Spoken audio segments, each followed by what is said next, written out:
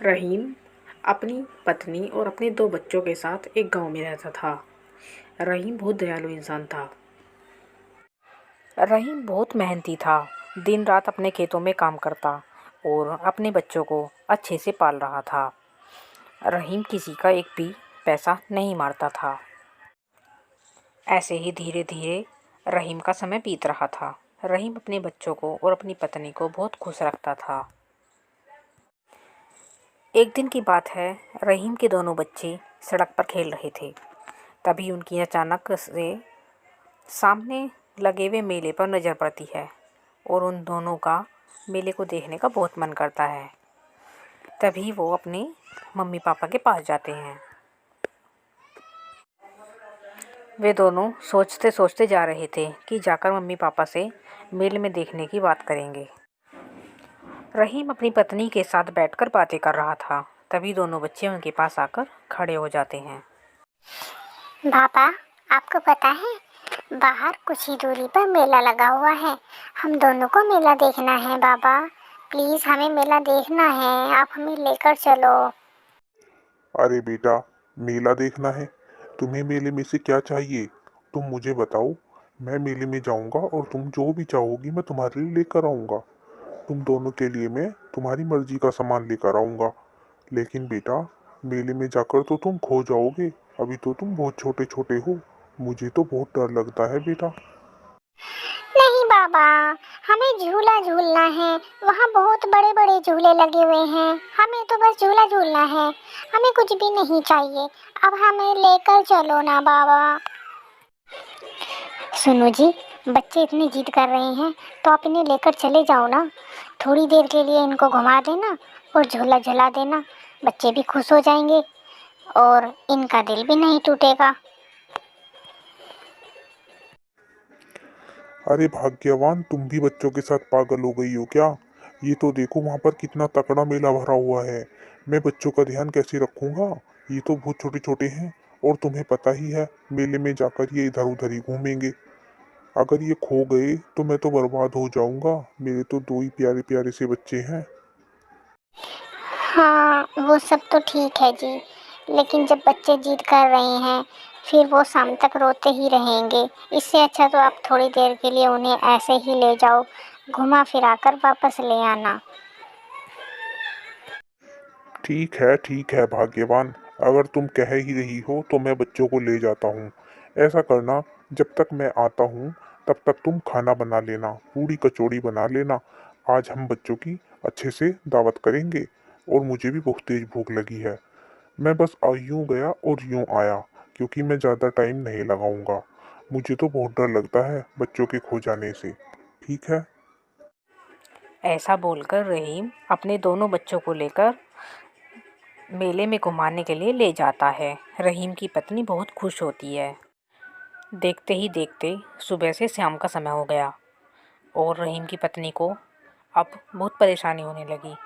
रहीम की पत्नी को टेंशन हो गई कि पता नहीं थोड़ी देर के लिए बोल कर गए थे, अभी तक क्यों नहीं आए हैं। रहीम की पत्नी घर से बाहर निकलकर खड़ी हो गई और उनका इंतज़ार करने लगी। बहुत देर इंतज़ार करने के बाद रहीम की पत्नी बिल्कुल परेशान हो गई और तेज़ी से मेले की तरफ जाने लगी अपने बच्चों को देखने के लिए। रहीम की पत्नी पूरे मेले में दौड़ लगा लगा कर रहीम और अपने बच्चों को ढूंढ रही थी और बहुत परेशान हो रही थी। रहीम की पत्नी को दौड़ते दौड़ते पूरे मेले में बहुत देर हो गई, लेकिन उसे कहीं भी अपने बच्चे और अपने पति नज़र नहीं आया। रहीम की पत्नी बेचारी ऐसे ही घूमती रही। तभी रहीम की पत्नी को सामने एक पुलिस वाला दिखाई देता है और रहीम की पत्नी उसके पास तेज़ी से दौड़कर जाती है। साहब, साहब कुछ कीजिए प्लीज़। मेरे मेरे दोनों बच्चे और मेरे पति सुबह से मेले में आए हुए हैं और वो थोड़ी देर के लिए ही आए थे, लेकिन अभी तक भी वो घर वापस नहीं लौटे हैं। मुझे बहुत परेशानी हो रही है साहब, कुछ न कुछ कीजिए। मेरे पति और मेरे बच्चों को मेले में ढूंढवा दीजिए। ये क्या बात हुई? अरे मेले में तो हजारों लोग आते हैं। हमें क्या पता तुम्हारा पति देखने में कैसा है, तुम्हारे बच्चे कैसे हैं। अरे मेले में इतनी भीड़ है, कैसे ढूंढेंगे उसको हम? अपने पति का नाम बताओ। अनाउंसमेंट हो रहा है, अनाउंसमेंट कराओ ना। साहब, सरकार आपको किस चीज़ का पैसा देती है? जब आप हम जैसे लोगों की मदद भी नहीं कर सकते तो क्या फ़ायदा है आपका नौकरी करने का? सरकार आपको सैलरी देती है, पूरी सैलरी देती है, किस लिए देती है? इसीलिए ना कि आप हम जैसों की मदद करें। और आप मुझे उल्टा ये बोल रहे हैं कि आप खुद ही जाओ हरासमेंट कराओ। अरे, आपकी तो ये नौकरी है, आपको तो ये करना पड़ेगा। आप क्यों नहीं कर रहे हैं? एक छोटे से गांव की मामूली सी गवार औरत होकर तुम मुझे बात बना रही हो। अब तो मैं तुम्हारी बिल्कुल भी मदद नहीं करूंगा। जाओ, अपने पति को खुद ढूंढो। मैं बिल्कुल भी यहाँ से हिलूंगा भी नहीं। साहब, किसी के कपड़े से उसको जज नहीं करना चाहिए। ज़रूरी नहीं है कि मैंने साड़ी पहन रखी है तो मैं गाँव की गवार हूँ।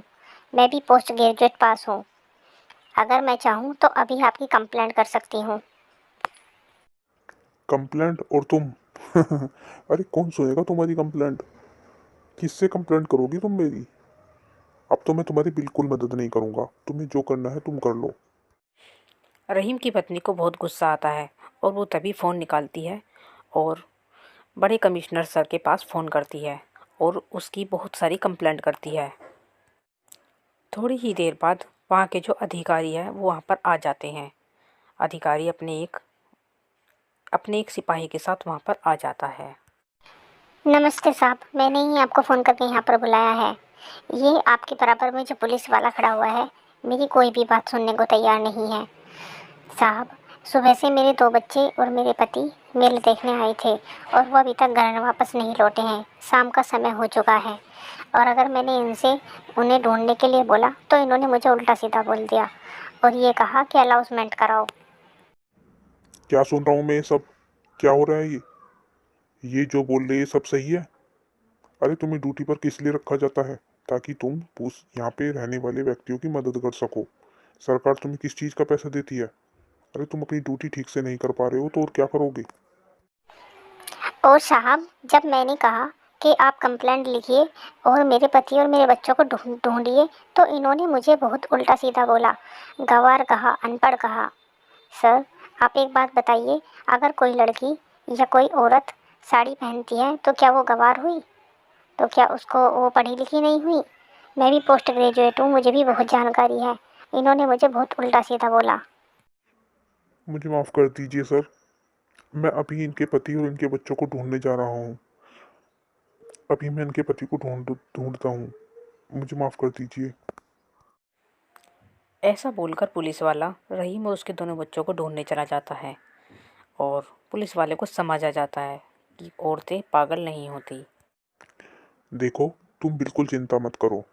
तुम अब घर जाओ, क्योंकि बहुत अंधेरा हो गया है।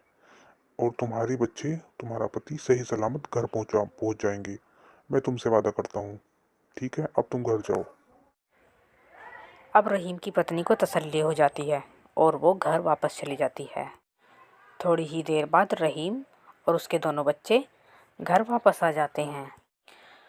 रहीम की पत्नी अपने दोनों बच्चों को देखकर बहुत खुश होती है और उन्हें अपने गले से लगा लेती है।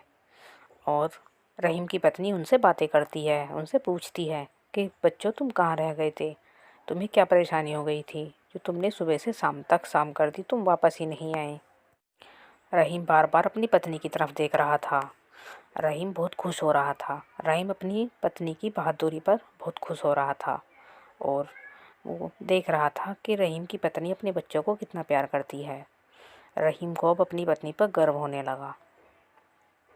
तो दोस्तों, आपको हमारी कहानी कैसी लगी कमेंट करके ज़रूर बताइएगा। चैनल को सब्सक्राइब कर दीजिएगा। थैंक यू सो मच दोस्तों।